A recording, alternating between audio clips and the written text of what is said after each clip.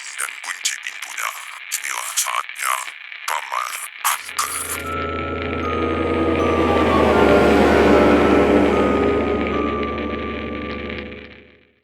Halo semua, balik lagi sama gue Dimas, editor dari 33 Club yang lagi luntang-lantung di segmen yang namanya Kamar Angker, di mana kita akan membahas semua hal-hal yang berbau horor.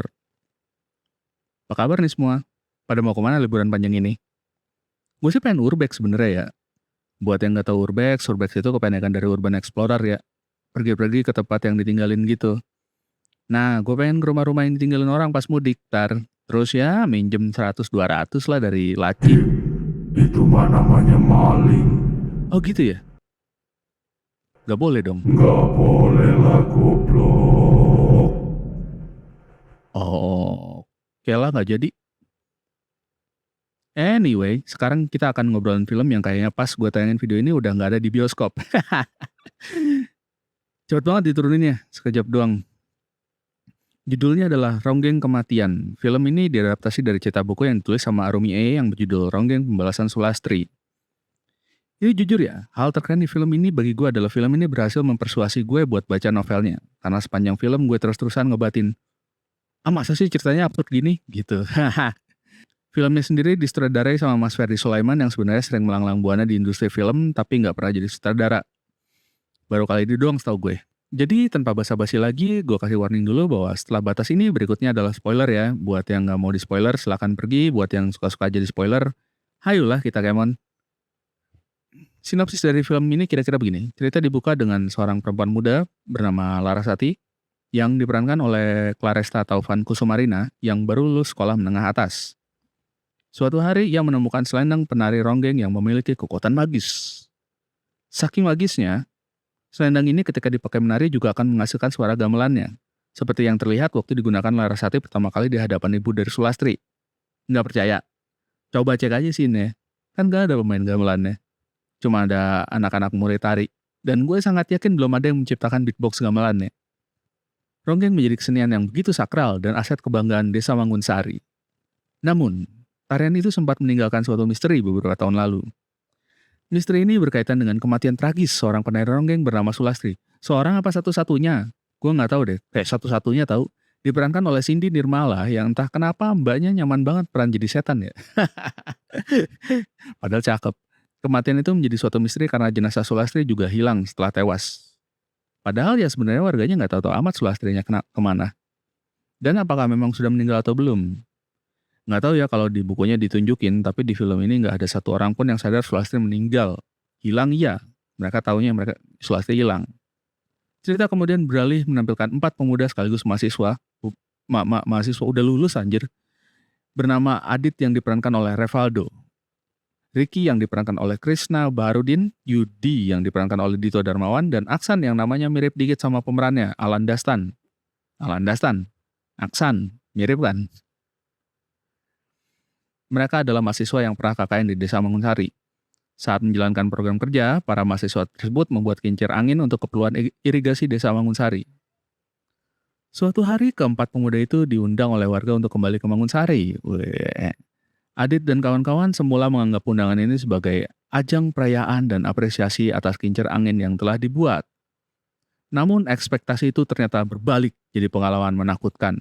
Gue stop di sini dengan bilang, apa sih dorongan kuat mereka buat kembali lagi ke desa tempat mereka habis bunuh orang? Gak satu lagi 2. Kalau gue salah satu dari mereka ya, gue nggak akan mau kembali ke desa. Kalau bayarannya cuma penghargaan, no thank you, gue mending koprol keliling Monas.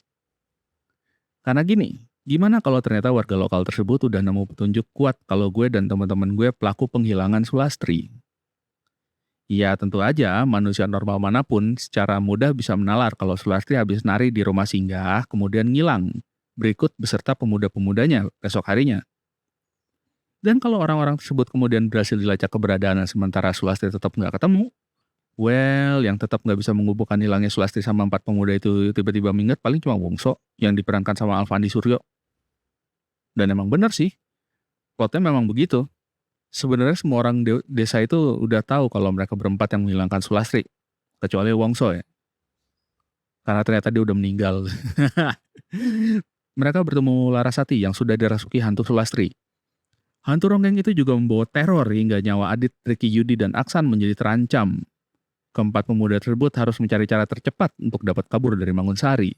Di film ini gue suka konsep lightingnya. Kayak di scene rumah singgah pertama yang langitnya itu diisi sama cahaya hijau lemon entah dari satu tempat. Atau scene terakhir di mana semua berubah aja gitu jadi ada cahaya-cahaya merahnya. Gue juga suka set desainnya ya. Kesannya tuh bener-bener cult banget lah gitu waktu adegan pengangkatan Larasati jadi ronggeng. Lengkap dengan kain-kain merah yang sedikit ngingetin gue sama film yang judulnya Suspiria. Yang gue nggak suka alur ceritanya, karena menurut gue 20 menit awal itu nggak perlu. Plot twist Wongso adalah plot twist paling, hah apa dah. Sepanjang gue nonton film karena well not to be rude buat masnya, tapi masnya nggak penting-penting amat buat ada plot twistnya. Hal lucu yang gue dapatkan di film ini adalah tas dari Sulastri yang talinya panjang banget. Kenapa Sulastri punya tas yang selempangannya panjang itu dan gimana cara makainya merupakan hal yang sangat misterius bagi gue sampai sekarang. Yudi kaget lihat kap mobilnya tiba-tiba kotor bekas cetakan tangan warna kuning. Mungkin karena dia pikir mobilnya yang warna hitam kurang matching sama warna kuning ya. Toh mereka akhirnya menerima ketika pelaku pembuat cetakan tersebut ternyata Wongso yang memang kurang pintar gitu. Jadi dia terima-terima aja gitu. Bikin warna kuning di mobil hitam. Ibu dari Sulastri yang ngomong, ya udah dicoba. Karena nggak semua huruf A di bahasa Jawa itu jadi O. Buktinya nama gue masih Dimas bukan Dimos di Jawa. Scene tarian Larasati ada yang berulang. Tebakan gue adalah karena saat itu udah malam syutingnya. Rada buru-buru dan seorang dari kru film udah pengen pulang banget takut ada setan beneran. Hadi nggak bereaksi apa-apa ketika Larasati nada suaranya sudah berubah dan kelihatan kesurupan. Sementara keempat pemuda lain yang tadinya pengen pulang jadi mengurungkan niat. Itu karena mereka pintar.